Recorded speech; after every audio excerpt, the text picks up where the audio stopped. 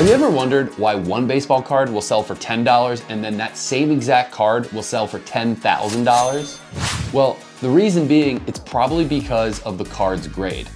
In this video, I'm going to explain everything there is to know about card grading, why card grading exists, the importance of it, as well as what card graders look for and how to maximize your collection if you're thinking about grading your cards. So let's first talk about what card grading is.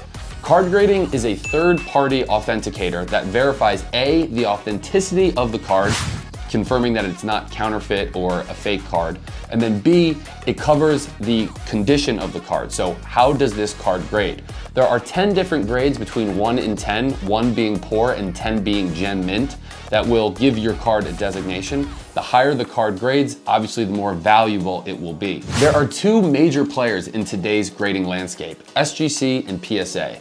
The third largest grading company is known as Beckett. Beckett has had a long history in the hobby. However, over the last, call it 5 to 10 years, Beckett has taken a backseat in the grading landscape due to newcomer SGC, as well as PSA's continuing growth in market share of the card grading industry.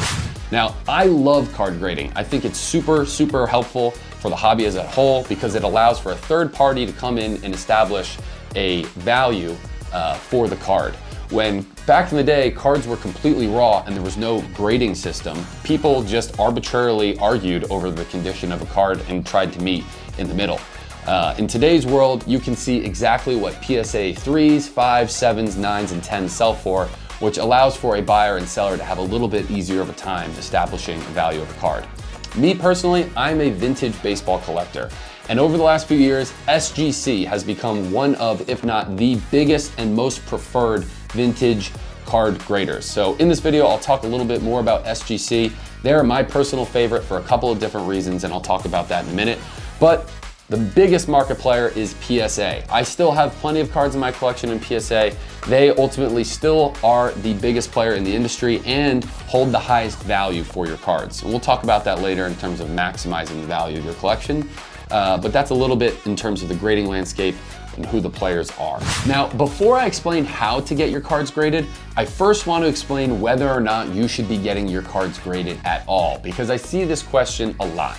Now, the first thing to consider is what is the value of the potential of the cards that you have. The second thing is to consider how the overall condition of it looks. Now, what a card grader will look at when they are grading your cards are the four main categories. You have centering, surface, edges, and corners. A gem mint perfect 10 card is going to be perfectly centered, razor sharp corners, straight edges, and no surface damage.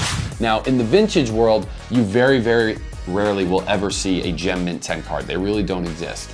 The majority of the stuff in vintage baseball will grade between 1 and, if it's really nice, 6, 7, maybe an 8. It's very hard to see that high grade of a card. And I think that's one of the first things that vintage collectors and owners of vintage baseball cards might not realize. Most of the stuff is probably less graded condition-wise than that you realize. So what a grader is going to look for, let's talk about centering. Now, I have two different Hank Aaron rookie cards right here for you guys to see.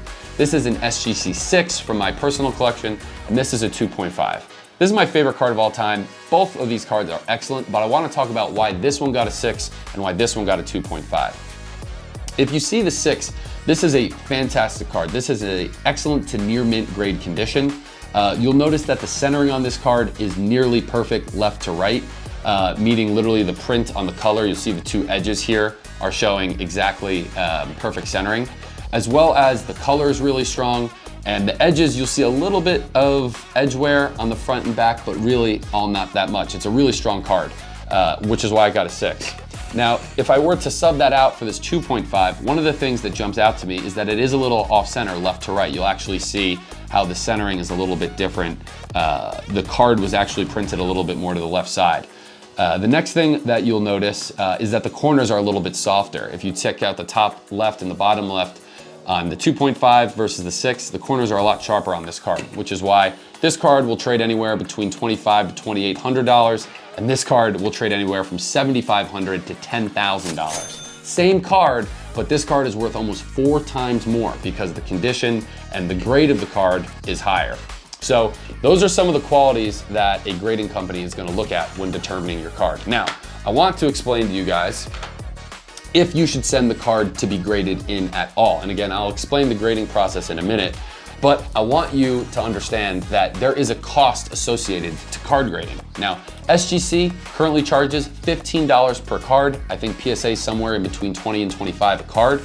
So if the value of your card in the resale market is worth less than $25 or $15, you should not grade it at all.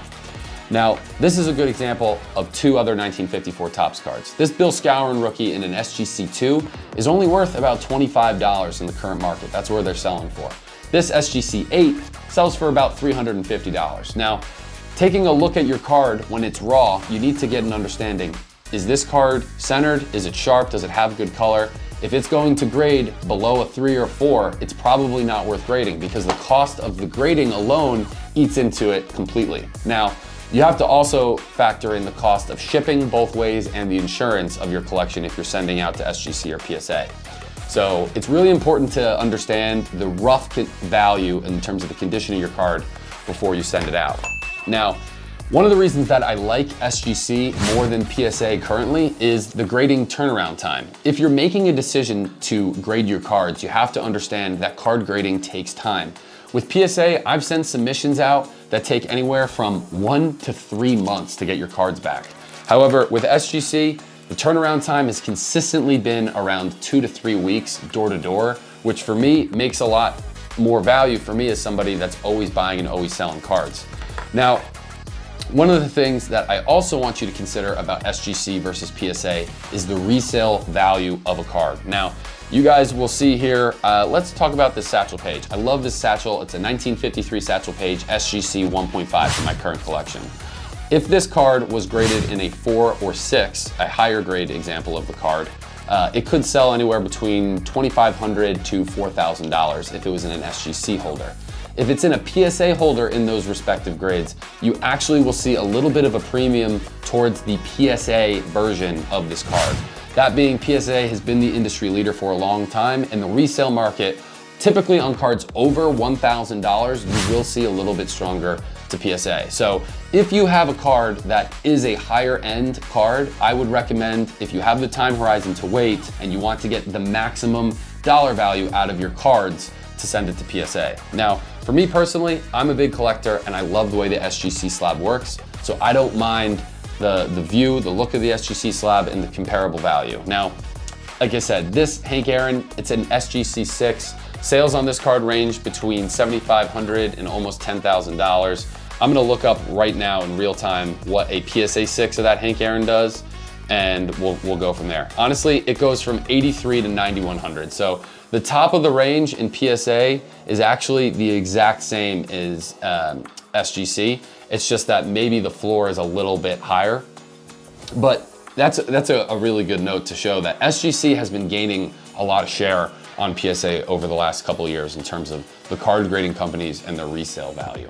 Now, let's talk about how to actually get your cards graded. If you have deemed that your cards have the value, they are worth grading, you're gonna send them into grading, here's what you're gonna do.